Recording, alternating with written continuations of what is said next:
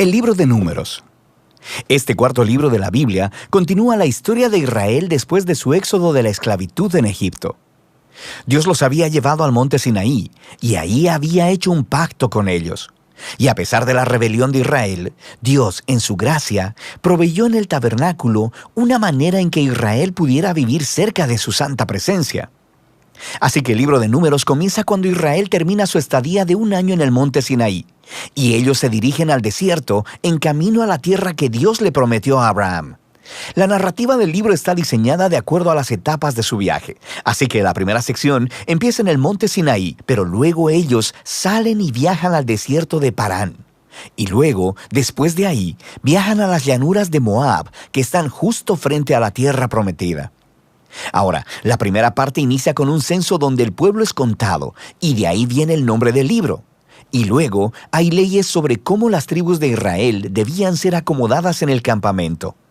Así que el tabernáculo debía ir en el centro, y luego, alrededor de él, los sacerdotes y levitas, y alrededor de ellos, las 12 tribus cuidadosamente ordenadas con Judá a la cabeza. Todo esto era un símbolo elaborado sobre cómo la presencia santa de Dios estaba en el centro de su existencia como pueblo.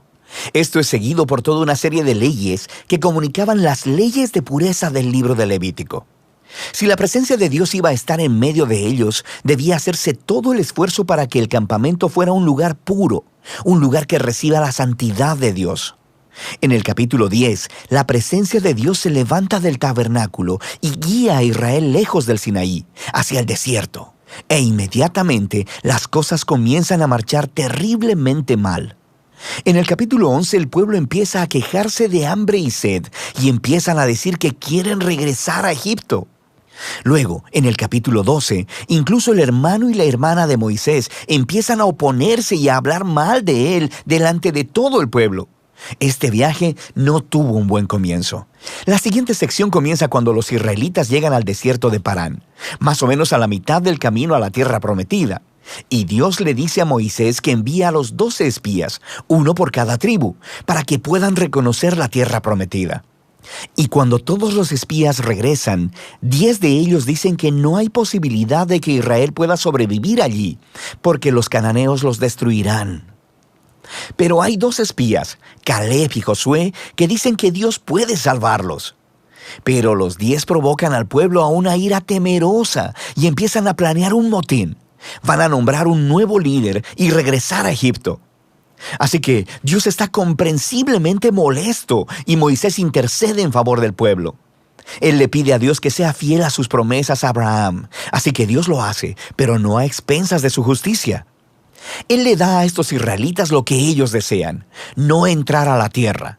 Y Dios sentencia a esa generación a vagar en el desierto durante 40 años hasta que mueran. Solo sus hijos entrarán a la tierra prometida. Ahora, tú pensarías que esta severa consecuencia los haría despertar, pero las cosas se ponen peor.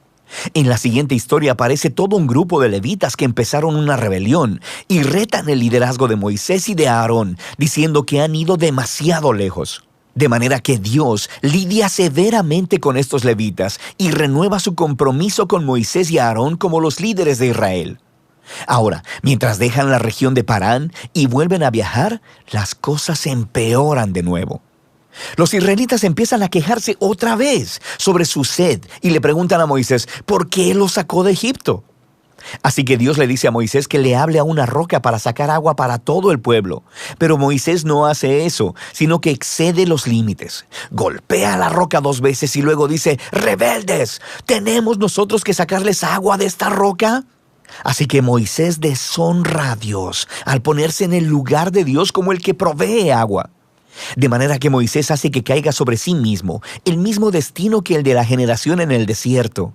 Él también morirá en el desierto y no podrá entrar en la tierra prometida. Después de esto, los israelitas se rebelan una vez más, y Dios trae un juicio muy extraño sobre ellos. Serpientes venenosas vienen y muerden al pueblo. Así que Moisés intercede una vez más a favor del pueblo. Y Dios le dice a Moisés que haga una serpiente de bronce y la levante en una asta. Y todo el que vea a esta serpiente sería sanado de la mordida venenosa. Es un símbolo muy extraño, pero habla del reto que representa para Dios el permanecer fiel a su pacto. Él está en lo correcto al traer justicia sobre el pecado y la maldad de Israel, pero incluso la justicia de Dios se transforma en una fuente de vida para aquellos que miran a Dios para ser sanados. A partir de aquí, el pueblo se dirige a las llanuras de Moab. La primera parte principal de esta sección se enfoca en la extraña figura de Balaam. El rey de Moab está asustado por este enorme grupo de gente viajando a través de su territorio, así que contrata a un hechicero pagano, Balaam, para maldecir a Israel. Y en 3 ocasiones distintas, Balaam descubre que no puede maldecirlos. Él solo puede hablar bendición sobre Israel. Recuerda la promesa de Dios a Abraham en Génesis 12. Así que no solo Balaam no puede maldecir a Israel, sino que Dios le da una visión sobre un futuro rey israelita que un día traerá la justicia de Dios a todas las naciones. Esta visión recuerda la promesa de Jacob a Judá en Génesis capítulo 49. Ahora, vale la pena detenernos a reflexionar en el flujo del libro hasta ahora. Las historias de rebelión en el desierto se amontonan una sobre otra, poniéndose cada vez peor. Y aunque Dios trae actos parciales de juicio sobre Israel, también continúa mostrándoles misericordia, proveyendo comida y agua en el camino. Y la historia de Balaam muestra la gracia de Dios de manera resplandeciente, porque ahí está Israel, en el campamento, murmurando y rebelándose. Pero en lo alto de las montañas, sin que ellos lo sepan, Dios los está protegiendo y hasta bendiciendo. Y es este contraste entre la rebelión de Israel en el desierto y la fidelidad de Dios lo que hizo a estas historias tan importantes para las postreras generaciones de Israel. Y las historias del desierto son recontadas una y otra vez por los profetas y los poetas bíblicos, e incluso por los apóstoles en el Nuevo Testamento. Y estas historias siempre sirven como advertencia, que aunque Dios permanecerá fiel a sus promesas del pacto, Él también permitirá que su pueblo sea parte de Él en rebelión y que enfrente las consecuencias.